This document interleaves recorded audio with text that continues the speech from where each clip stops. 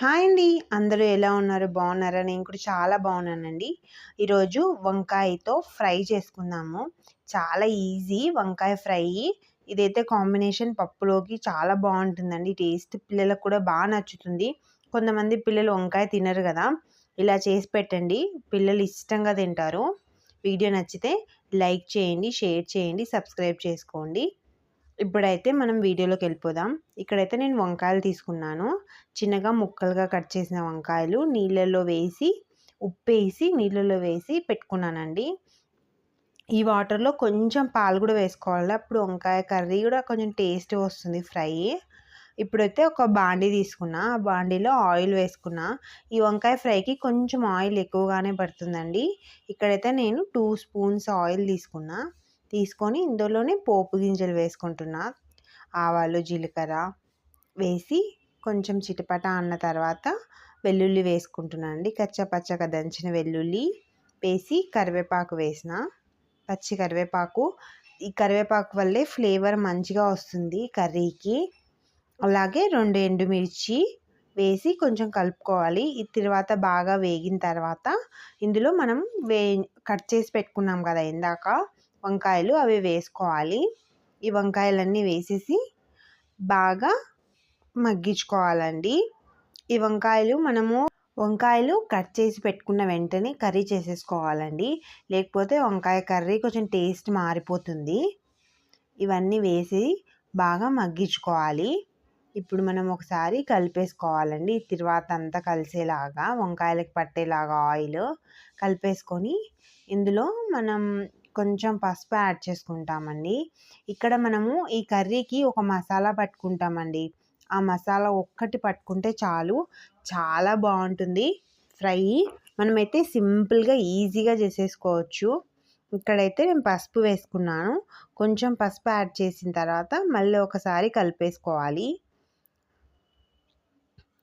కలుపుకొని ఇందులోనే కొంచెం సాల్ట్ కూడా వేసుకోవాలండి.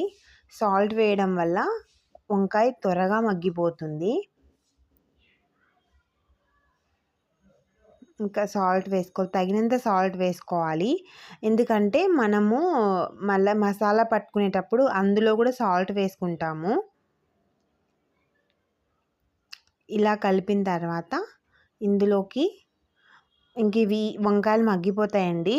కొంచెం మూత పెట్టి పక్కకు పెట్టేసేయాలి. మంట స్లోగా పెట్టేసి ఇప్పుడు ఇందులోకి కారం మసాలా పట్టుకోవాలి.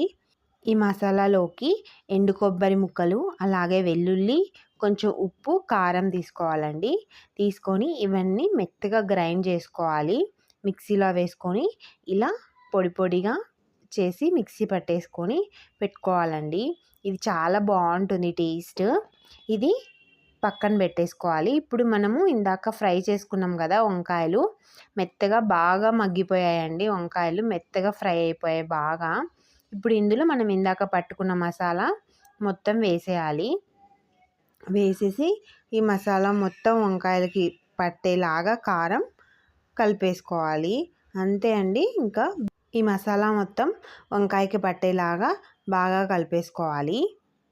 ఇలా ఒకసారి బాగా మసాలా పట్టిన తర్వాత ఎక్కువసేపు స్టవ్ మీద పెట్టాల్సిన అవసరం లేదండి. ఎందుకంటే మనం కొబ్బరి అవన్నీ వేసాం కదా, మళ్ళీ మాడిపోతుంది, ఇంకొక టేస్ట్ మారిపోతుంది కర్రీకి. కాబట్టి కొద్దిసేపు ఒక్కొక్క 5 మినిట్స్ మగ్గించి అలాగా ఇంకా దించేసుకోవడమే అండి.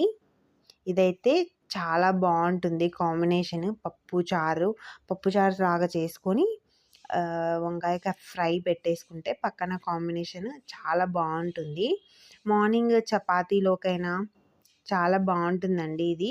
ఒకసారి రెసిపీ ట్రై చేయండి. నా వీడియోస్లో గమనిస్తే క్యాస్ట్ ఐరన్ కడాయే ఎక్కువ ఉంటుందండి. చాలా ఈజీగా మెయింటైన్ చేయొచ్చు. యూజ్ చేయడం కూడా చాలా మంచిదండి క్యాస్ట్ ఐరన్.